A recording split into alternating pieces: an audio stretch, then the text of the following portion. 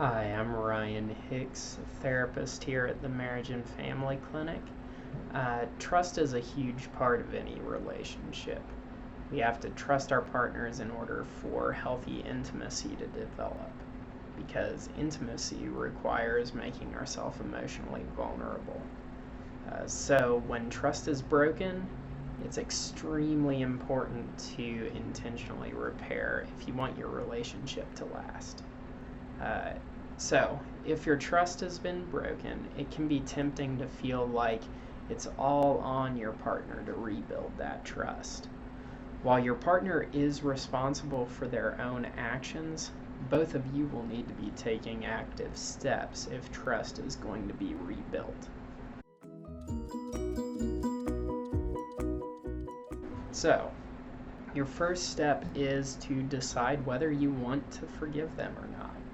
Everything from here on hinges on the conscious decision to forgive or not. Forgiveness, in my experience, is also never a one-time act. There are going to be times when you are triggered and hurt throughout this process. And in those moments, you will need to consciously decide whether you value the relationship enough to endure the ways that it hurts. Second, be open with what you're looking for at this point. What are you needing in the way of an apology? What level of disclosure about the past do you need from your partner? What do you expect your relationship to look like going forward in the future? These things have to be talked about out loud. There's already a wedge in between the two of you when trust has been broken. And each time you let one more thing stay under the surface, you're going to feel that wedge pushing you further and further apart. And last, you gradually need to start being more vulnerable with your partner again. This is the hardest part because they did break your trust.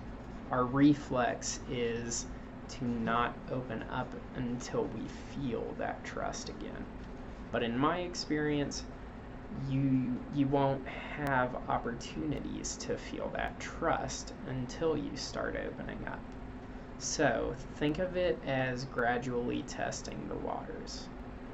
You don't need to feel pressure to jump headfirst right back to where you were.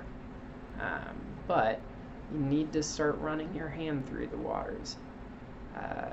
You will want to share more and more small ways of how you're doing with the process, how you're feeling. And as you go on with this, as your partner is responsive to you, as that you feel them there for you, you're going to start to feel more and more comfortable and more like you can trust them as time goes on. Hope it was helpful. Have a great day.